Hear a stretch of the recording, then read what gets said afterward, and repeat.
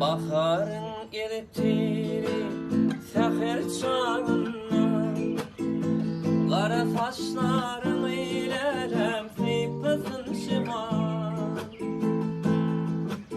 Bugün beni koyup lelem hicran dağına, kara gül dünyasını dökün ay cima.